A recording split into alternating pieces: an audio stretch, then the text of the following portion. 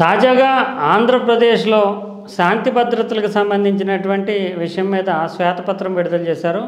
ఇందులో రాజకీయ కక్ష సాధింపులో భాగంగా గతంలో వైఎస్ఆర్ కాంగ్రెస్ పార్టీ ప్రభుత్వం తెలుగుదేశం పార్టీని, జనసేనని, ఇతర ప్రతిపక్షాలని వేధిస్తూ కేసులు పెట్టారు అంటూ వాటి యొక్క వివరాలను వెల్లడించారు. ఇందులో కామన్గానే తెలుగుదేశం పార్టీ ప్రధాన ప్రత్యర్థి కనుక భారీగానే కేసులు కనిపిస్తున్నాయి. రాష్ట్ర స్థాయిలో తెలుగుదేశం పార్టీ నాయకుల మీద దాదాపు 600 కేసులు, అంటే రాష్ట్ర స్థాయి నాయకత్వం మీద.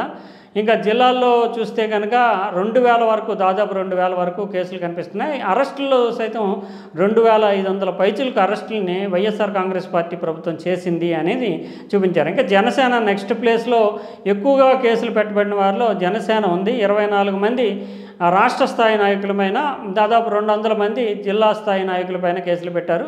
కొన్ని అరెస్టులు సైతం చూపించారు. అయితే విచిత్రమైనటువంటి విషయం ఏంటంటే, భారతీయ జనతా పార్టీ తోటి వైఎస్ఆర్ కాంగ్రెస్ పార్టీ అధినేత చాలా సానుకూలంగా ఉన్నారు. కేంద్ర అగ్రనాయకత్వంతో కానీ, ఇక్కడ రాష్ట్ర నాయకత్వంతో కానీ ఆయన క్లోజ్నెస్ మెయింటైన్ చేశారు, అటు సోము వీర్రాజు ఇటువంటి వాళ్ళు ఉన్నప్పుడు. అయినప్పటికీ భారతీయ జనతా పార్టీని పైన కూడా కేసులు పెట్టారు. 16 మంది రాష్ట్ర స్థాయి నాయకులు, 70 మంది వరకు జిల్లా స్థాయి నాయకుల మీద కేసులు పెట్టారు. కొన్ని అరెస్టులు చూపించారు.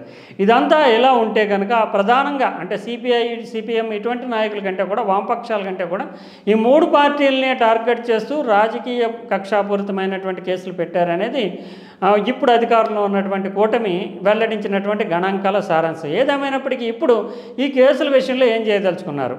రాజకీయ కక్ష సాధింపుతో పెట్టినప్పటికీ ఆ సెక్షన్ల ప్రకారం పలానా నేరాలకు పాల్పడ్డారు అంటూ పెడతారు. అంటే దాడులు కావచ్చు, దౌర్జన్యాలు కావచ్చు, ఇతరత్ర, లేదంటే ఉద్యమాలు, ఆందోళనలు, శాంతి భద్రతలకు భంగం కలిగించడం, ఇలాగ ఉంటాయి.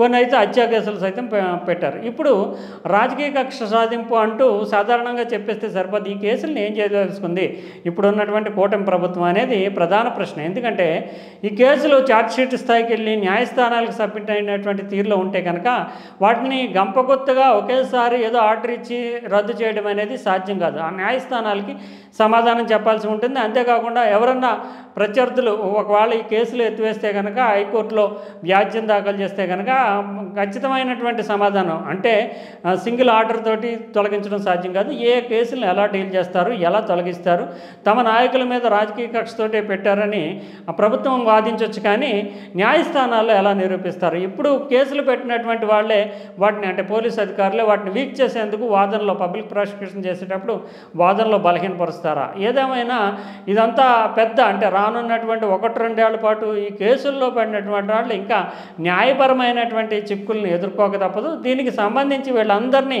ఫ్రీ చేసేందుకు, విముక్తి కల్పించేందుకు కేసుల నుంచి న్యాయపరంగా, చట్టపరంగా ఒక స్ట్రాటజీని లేదా యాక్షన్ ప్లాన్ని తెలుగుదేశం ప్రభుత్వం, అదే కూటమి ప్రభుత్వం ఏం చేస్తుంది అనేది వేచి చూడాలి.